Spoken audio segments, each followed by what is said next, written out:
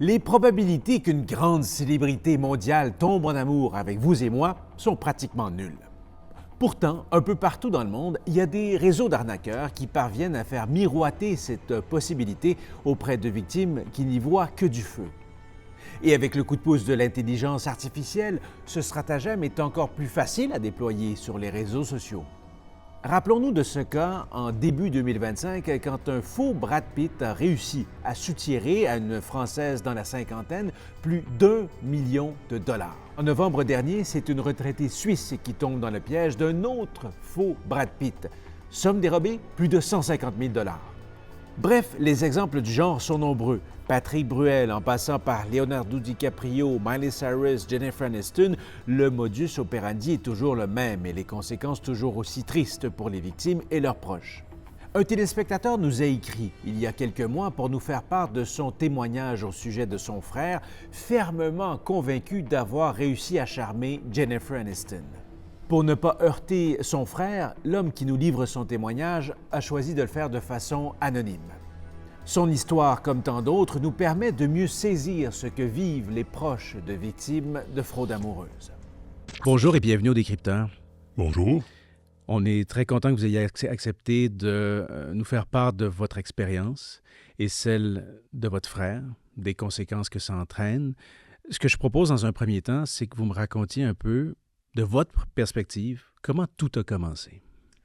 Alors au départ, je reçois un appel et on me dit écoute, je suis en amour.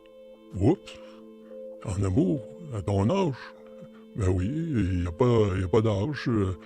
Eh bien, avec qui? Ah, je peux pas te dire. Tu peux pas me le dire. Pourquoi tu peux pas me le dire? Ah, mais c'est parce que c'est trop sérieux actuellement, je dois attendre avant d'en parler. À force de tourner alentour du pot, ben il vient comme me citer un nom. Lequel? Et là, je suis surpris quand j'entends le nom de Jennifer Aniston. La comédienne, l'actrice Oui. connue. Et là, je dis, on parle bien de la même Jennifer Aniston, de l'émission Friends. Et il dit, oui, mais là, écoute, tu gardes ça pour toi, là, hein? C'est important, là, parce que c'est au courant que je laisse sortir son nom sur la place publique, là, ça ne fonctionnera pas, là. Mais comment tu l'as rencontré?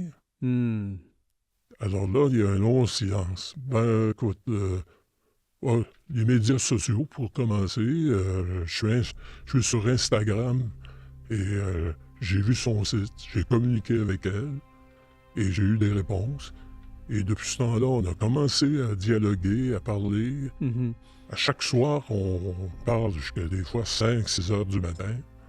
Par clavardage. Par clavardage.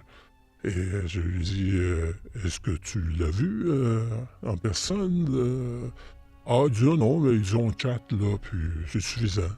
On continue de parler, puis là, il commence à me dire qu'il compte déménager éventuellement en Californie, se marier. Je vais vendre mon condominium, et je vais aller m'établir là-bas. Mais je lui dis quand même, je lui lève des drapeaux, tu sais. Mm-hmm. As-tu pensé que ça peut peut-être être une arnaque? Comment il a réagi? Il me regarde en arrière. Oh non, non. Non, non, impossible. Écoute, on se parle souvent, on s'aime. C'est impossible. Aucun doute dans son esprit. Aucun doute. Convaincu qu'elle existe vraiment et qu'elle est réellement en amour avec lui. Exactement. Et là, il me révèle que, pour question encore là de confidentialité, elle l'a amené sur un autre site d'échange. Ah bon? Parce qu'il fallait que ça soit vraiment très confidentiel. Très sécurisé. Donc, on quitte Instagram. C'est ça. Et là, on se rend vers un autre. Quelle plateforme? Là, ça, il n'a jamais voulu me dire laquelle. Puis on dit toujours que lorsque un arnaqueur t'emmène sur un réseau privé, c'est un premier drapeau rouge. Ouais. La Californie comme telle, est-ce que ça aboutit à quelque chose, à un déplacement réel? Il y a eu effectivement, à notre grande surprise, un déplacement. Alors, il se rend là-bas et quelques jours plus tard, j'ai pris le téléphone, j'ai appelé sur son cellulaire et il m'a répondu. Il m'a dit, bah, je suis à l'hôtel. Est-ce que tu auras rencontré ta bien-aimée? Ah, il dit, ça ne sera pas avant 2 semaines, parce que là, il y a des choses à régler. Quelles choses à régler? Ah, c'est des choses personnelles avec son agent. Alors, je peux pas t'en parler. Il se passe une autre semaine, je le rappelle. Je l'ai toujours pas rencontré. Mais je m'inquiète pas, là. Je me donne encore une semaine, là. Assez frais. C'est vrai. Et rendu à la 4e semaine, là, j'apprends que là, si j'ai pas des nouvelles d'ici demain, ben, je reviens. Quand Ce même. qu'il avait. Mais là, il y a vous, il y a les enfants. Comment l'entourage vit ça, dans un premier temps? Il y a l'étonnement, le fait de ne pas croire ce qui arrive, l'impuissance, j'imagine aussi. Oui, il y a tout ça. Et je dirais que je sens beaucoup d'agressivité de la part de ses enfants. Ils se disent, mais comment mon père en est-il arrivé là? Ça se peut pas. Et éventuellement, il va y avoir de l'argent qui va se promener. Alors, ils craignent beaucoup. Oui. Je me souviens qu'à un moment donné, il a été question qu'on voulait le faire investir. Et c'était dans le pétrole. Je dis, ben, voyons donc, dans le pétrole. Qu'est-ce que tu connais dans ça? Elle dit, oui, mais elle connaît bien le domaine. Elle a des bons aviseurs. Alors, je lui fais confiance. J'ai fait un suivi par la suite. Il m'a toujours dit qu'il n'avait rien fait, il n'avait jamais été, mais on n'a aucune preuve. Et malgré ce mariage qui n'a jamais eu lieu, cette rencontre qui n'a jamais eu lieu, malgré l'argent dépensé, le déplacement et tout le reste, est-ce qu'il continue à croire en cette histoire-là, à la véracité de cette histoire-là? Et je crois que oui. Et je crois que si cette histoire-là ne fonctionne pas, notre crainte pour toute la famille, c'est qu'il aille vers une autre personne. J'imagine que dans ce genre de situation-là, on ne sait pas vers qui se tourner. Il n'y a pas... Est-ce que vous avez tenté de voir s'il y avait des ressources pour sortir votre frère de ce cercle vicieux-là? Oui, non seulement moi, j'en ai cherché, mais ses enfants aussi l'ont fait. Parce qu'on craignait évidemment le pire. Hein? Et on craignait aussi qu'un jour, lorsqu'il va finalement découvrir qu'il s'est fait avoir, qu'il puisse commettre un acte irréparable. Hein? Ça, c'est la grande hantise. Là. C'est vraiment la grande hantise. Est-ce que vous avez espoir que la médiatisation de ces cas-là fasse en sorte qu'on ait plus de drapeaux rouges dans nos esprits, là, que d'éventuelles victimes ne franchissent pas le pas vers ce genre d'arnaque?